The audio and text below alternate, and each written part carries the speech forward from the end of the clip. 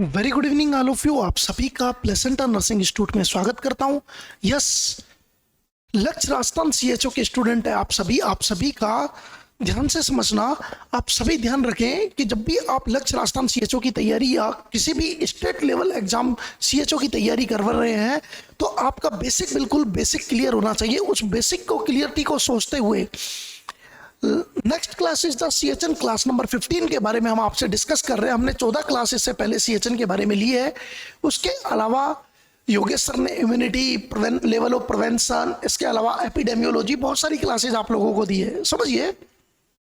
तो अभी हम आपसे डिस्कस करने जा रहे हैं सीएचएन क्लास नंबर 15 के बारे में। सर लास्ट टाइम पर सीएचएन क्लास 14 में आप हमें ट्यूबरक्लोसिस के बारे में बता रहे थे। आज हम ट्यूबरक्लोसिस का रिमेनिंग पार्ट पढ़ाएंगे। क्या पढ़ाएंगे? रिमेनिंग पार्ट, जो पहले बच गया था, रिमेनिंग पार्ट पढ़ाएंगे। सर आपने लास्ट में हमें यह बताया था कि जो मोन्टेक्स टेस्ट होता है वो इंट्राडर्मल रूट से होता है, जिसमें 0.1 ml या 5 ट्यूबरकुलिन यूनिट लगाई जाती है और फिर देखा जाता है कि व्हील 5 mm का बन रहा है, 10 mm का बन रहा है या 15 mm का बन रहा है। क्लियर हो ना? यस, क्लियर हो ना आप सभी इस चीज से? यस, चलिए बात करते हैं। नेक्स्ट आपसे बात करते हैं। सबसे पहले आता है ट्यूबरकुलोसिस के बारे में, early case finding of the TB. Sir सबसे अच्छी चीज होती है यदि टीबी का केस अर्ली टाइम पर केस फाइंडिंग हो जाए तो पेशेंट का प्रोग्नोसिस बढ़ जाता है। प्रोग्नोसिस मतलब गुड प्रोग्नोसिस हो जाता है, मतलब पेशेंट की लाइफ सर्वाइवल की रेट बढ़ जाती है। प्रोग्नोसिस का मतलब समझो लाइफ सर्वाइवल रेट। ये डिपेंड करता है स्पुटम माइक्रोस्कोपी, अर्थात सबसे ज्यादा क्वेश्चन आता है फ्रिक्वेंटली आस्क क्वेश्चन, एफएक्यू का मतलब फ्रिक्वेंटली आस्क पूछा गया है कि सबसे ज्यादा अर्ली यदि आपको केस फाइंडिंग टीबी की करनी है तो स्पुटम माइक्रोस्कोपी कराओ, अर्थात मॉर्निंग सैंपल जो स्पुटम का है उसको भेजो।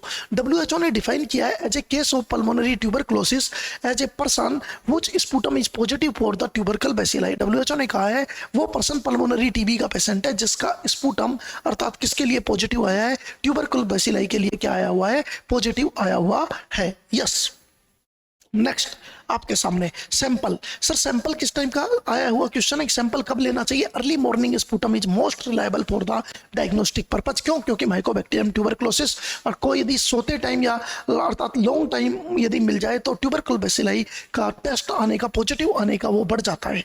यस, नेक्स्ट सर डायग्नोसिस कैसे करते हैं? चेस्ट एक्सरे करा लो, क्लिनिकल फीचर चेस्ट एक्सरे में आपको दिख जाएंगे ट्यूबरकुल बैसिलाई। छाती का एक्सरे कराओगे तो आपको छाती के एक्सरे में, यदि आप छाती का एक्सरे कराएंगे तो आपको छाती के एक्सरे में इस तरह से ट्यूबरकल बैसिलाई के अर्थात व्हाइट कलर के पैचेस दिखेंगे, व्हाइट कलर के पैचेस दिखेंगे, जिसे मिलियरी टीबी के नाम से भी जाना जाता है। किस नाम से? Miliary TB. किस नाम से बेटा? मिलियरी ट्यूबरकुलोसिस के नाम से पैचेस दिखेंगे आपको। यस, स्पुटम कल्चर आप करा ही लोगे, जो कंफर्मेटरी डायग्नोसिस है, जो कंफर्म करने के काम आएगा स्पुटम। नेक्स्ट सर ट्रीटमेंट में एक ट्रीटमेंट होता है जिसका नाम होता है डॉट्स। डॉट्स क्या होता है आपके सामने? It is direct observation treatment short course. पहली बात तो फुल फॉर्म आनी चाहिए। डॉट्स का पूरा नाम क्या है? डॉट्स का पूरा नाम है direct observe treatment short course. कितनी बार क्वेश्चन आया हुआ है? Full form of the dots direct observe treatment short course. WHO ने डिक्लेयर किया था ट्यूबरक्लोसिस को एज ए ग्लोबल इमरजेंसी 1993 में, और उसी के साथ में क्या लॉन्च कर दिया था? Dots direct. वहीं पर ही जहां टीबी का पेशेंट मिले उसको पंजीकृत करा लो, उसका नाम लिखो। आज भी टीबी का पेशेंट मिल जाता है तो उसके बहुत सारी फॉर्मेलिटीज पूरी करनी पड़ती है, नाम लिखाना पड़ता है, डब्ल्यूएचओ को आगे भेजने पड़ता है। तो ग्लोबल इमरजेंसी डब्ल्यूएचओ ने कब डिक्लेयर किया था टीबी को? 1993 में। So DOTS is the recommended strategy for the global tuberculosis control के लिए डॉट्स दी गई थी। DOTS is the launch in the India में कब आया था? मार्च 19 अर्थात 1997 में आया था अंडर रिवाइज आरएनटीसीपी। किसके under?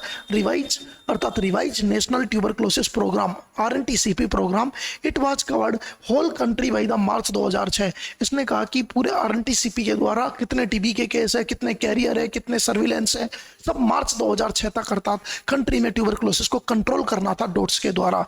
Drug schedule of tuberculosis in India. Sir कौन कौन सी ड्रग्स दी जाती है टीबी में? आपको पता है, एक होती है आपके सामने प्राइमरी ड्रग और एक होती है सेकेंडरी ड्रग।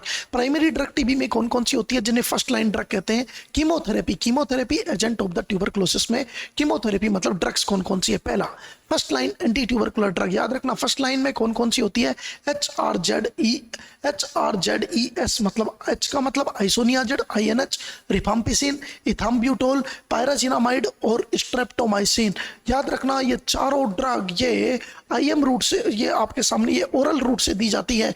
कभी भी स्ट्रेप्टोमाइसिन को कौन से रूट से देते हैं, अर्थात इंट्रामस्कुलर रूट से देते हैं। तो याद रखना आइसोनियाजिड, रिफाम्पिसिन, इथाम्ब्यूटोल और पायराजिनामाइड ओरल रूट से देते हैं।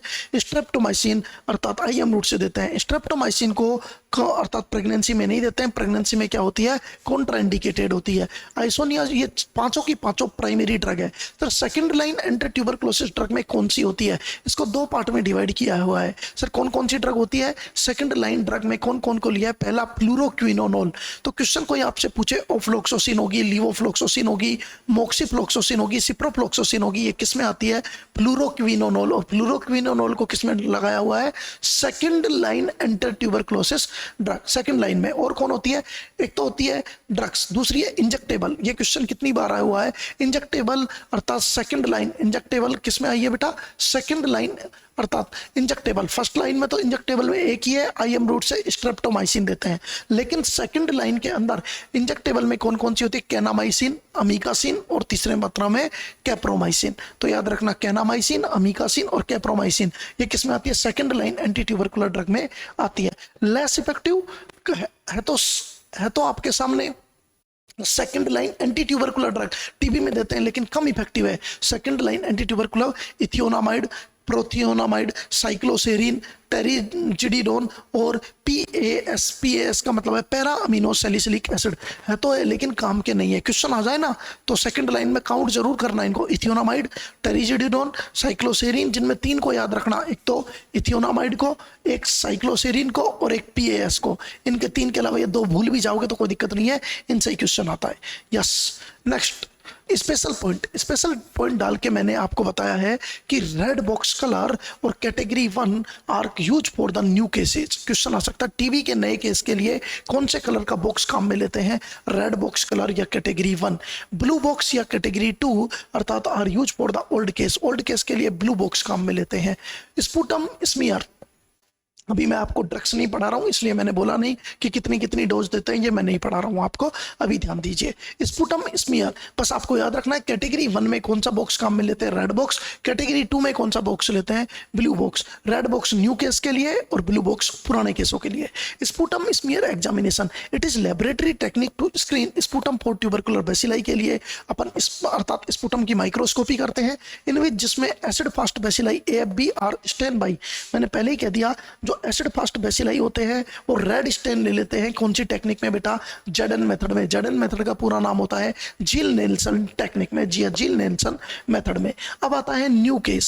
सर न्यू केस किसे कहा है, एक पेशेंट विद स्पुटम पॉजिटिव, एक पेशेंट जिसका स्पुटम पॉजिटिव आया है पल्मोनरी ट्यूबरकुलोसिस के लिए, who has never had treatment, जिसको कोई आज तक जिसने कोई ट्रीटमेंट नहीं लिया है, टीबी का पहली बार आपके पास आया है, वो न्यू केस है। और जो पेशेंट पहले डायग्नोस हो चुका है, कहीं 1 महीने का कोर्स लेके छोड़ चुका है, वो ओल्ड केस में काउंट किया जाएगा। Who has never had treatment for tuberculosis or has taken anti tuberculosis drugs for less than 4 week, मतलब 4 वीक से कम। मतलब यदि जिसने लगभग 15 दिन का ट्रीटमेंट लिया है, 20 दिन का लिया है, वो भी न्यू केस में आएगा। लेकिन जिसने 1 महीने का ट्रीटमेंट ले लिया या 1 महीने से ऊपर का ले लिया, वो किस में आएगा, आपके ओल्ड केस में आएगा। रिलैप्स केस किसे बोलेंगे, रिलैप्स केस वो होता है एक patient who return smear positive having previously been treated for the tuberculosis and declared cured after the completion of his treatment. एक ऐसा पेशेंट जिसको पहले टीबी थी, टीबी होने के बावजूद उसने पूरा ट्रीटमेंट लिया, उसका स्पुटम एग्जामिनेशन कराया, टीबी नेगेटिव आ गई, उसके बाद में कभी वापस टीबी का पॉजिटिव आ गया, तो उसको बोलते हैं रिलैप्स केस। मतलब कहीं ना कहीं ट्यूबरकुल बेसिलाई बॉडी में बच गया था जो वापस रीअपियर हो गया। तीसरा होता है फेलियर केस। फेलियर केस वो होता है एक patient who was initially smear positive, जो पहले स्मीयर पॉजिटिव था, हु बिगिन ट्रीटमेंट, जिसने ट्रीटमेंट लेना स्टार्ट किया, हु रिमेन्ड और बिकम स्मीयर पॉजिटिव अर्थात अगेन एट 5 मंथ और letter during the course of the treatment. अर्थात ट्रीटमेंट ले रहा है और उसके 5 महीने के बाद भी, नॉर्मली 5 महीने का ट्रीटमेंट लेने के बाद टीबी का नेगेटिव आ जाता है स्पुटम, यदि लेने के बाद भी यदि पॉजिटिव आ रहा है, इसका मतलब फेलियर केस है, मतलब ड्रग काम नहीं कर रही है, रेजिस्टेंट केस है, रेजिस्टेंट टीबी है, ड्रग रेजिस्टेंट टीबी है। टीबी वर्ल्ड डे, क्वेश्चन आ सकता है टीबी वर्ल्ड डे कब सेलिब्रेट किया जाता है, 24 मार्च एवरी ईयर। अर्थात हर जो वर्ल्ड टीबी डे है वो कब मनाया जाता है, 24 मार्च को एवरी ईयर मनाया जाता है। It is also known as the white plague, question आ सकता है टीबी व्हाइट प्लाक, और barometer of the social welfare disease, इसको बैरोमीटर अर्थात प्रेशर डिजीज बोलते हैं, इसको barometer of the social welfare disease के नाम से जाना जाता है। रिटर्न आफ्टर डिफॉल्ट, सर इसका मतलब क्या है? Return after default, a patient who return sputum smear positive after having left treatment for at least 2 month, जिसने 2 महीने का ट्रीटमेंट लिया और उसके बावजूद अर्थात ट्रीटमेंट छोड़ दिया और उसके बाद भी अर्थात वापस स्मीयर पॉजिटिव आ गई, इसका मतलब रिटर्न आफ्टर डिफॉल्ट है। मतलब कि लेने के बावजूद ट्रीटमेंट पूरा नहीं लिया तो उसको बोलते हैं return after default. Tuberculosis case confirmed by the sputum smear microscopy, question आया हुआ है, कितनी बार क्वेश्चन आया हुआ है कि सबसे ज्यादा मात्रा में क्वेश्चन पूछा गया है कि ट्यूबरक्लोसिस का केस कंफर्म कैसे करते हैं? स्पुटम माइक्रोस्कोपी के द्वारा। किसके द्वारा? स्पुटम माइक्रोस्कोपी के द्वारा। किसके द्वारा? स्पुटम माइक्रोस्कोपी के द्वारा किया जाता है। आइसोनियाजिड, आप सभी को पता है प्राइमरी ड्रग है। Isoniazid is the Contra indicated in client, isoniazid उन क्लाइंटों में कॉन्ट्रा इंडिकेटेड है जिनको लीवर डिजीज है। क्यों? क्योंकि इसका मेटाबॉलिज्म किसके द्वारा होता है? लीवर, अर्थात बिकॉज इट कैन अर्थात cause hepatotoxicity, so on duty nurse should be observe for the yellowish discolouration of the sclera. यदि किसी को अर्थात yellow discolour of the sclera दिख रहा है नर्स को, इसका मतलब पेशेंट को जॉन्डिस हो, सीरम बिलिरुबिन बढ़ा हुआ हो एंड यूरिन अर्थात येलो स्टेन दिख रहा हो, तो दैट में इंडिकेट जॉन्डिस और लीवर डैमेज को बताता है जो आइसोनियाजिड की वजह से हो रहा है। इसमें आइसोनियाजिड को बंद कर देना चाहिए, हिपेटोटॉक्सिसिटी कराती है। पेरिफेरल न्यूराइटिस, क्वेश्चन आ सकता है कि पेरिफेरल न्यूराइटिस और न्यूरोटॉक्सिसिटी और other adverse effect of the isoniazid के और भी इफेक्ट होते हैं पेरिफेरल न्यूराइटिस। इसकी वजह से आइसोनियाजिड के साथ में विटामिन B6 या पायरोडोक्सिन अलग से दिया जाता है जो पेरिफेरल न्यूराइटिस को कम करता है। सर क्यों?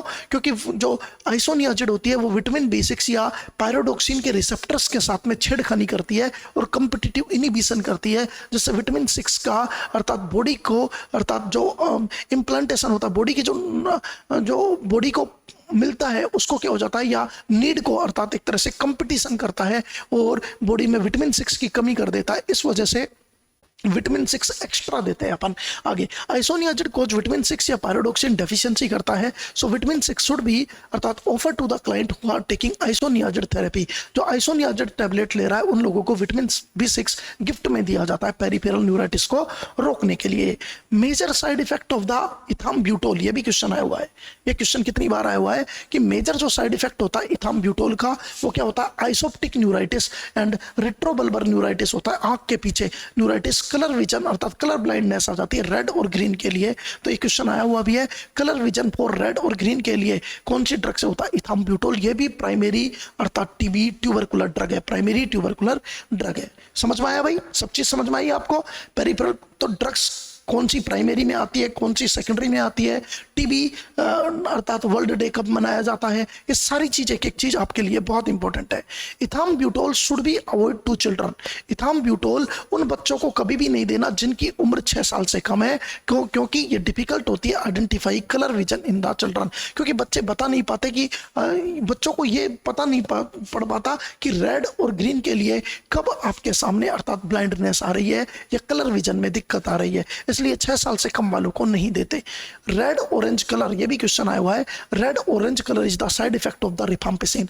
रेड ऑरेंज कलर अर्थात रेड ऑरेंज कलर यूरिन या रिफाम्पिसिन, कितनी बार क्वेश्चन आया हुआ है। ऐसा ही नहीं कह रहा मैं, यूरिन की बात नहीं कर रहा, ये सिक्रेशंस का रेड येलो अर्थात रेड ऑरेंज कलर कर देती है। इस वजह से टीयर्स, जो लोग लेंस लगाते हैं, जो कॉन्टेक्ट लेंस लगाते हैं, उन लोगों को भी अर्थात रेड ऑरेंज कलर के टीयर्स आने लग जाते हैं यदि वो रिफाम्पिसिन के ऊपर होते हैं। तो रिफाम्पिसिन का एक साइड इफेक्ट होता है रेड ऑरेंज कलर सिक्रेशन या रेड ऑरेंज कलर यूरिन्स, टीयर्स, ये सारे, या saliva secretion red orange colour कर देती है, रिफाम्पिसिन का साइड इफेक्ट होता है। स्ट्रेप्टोमाइसिन, ये भी क्वेश्चन आया हुआ है, स्ट्रेप्टोमाइसिन जो कि कॉन्ट्राइंडिकेटेड होती है प्रेगनेंसी में।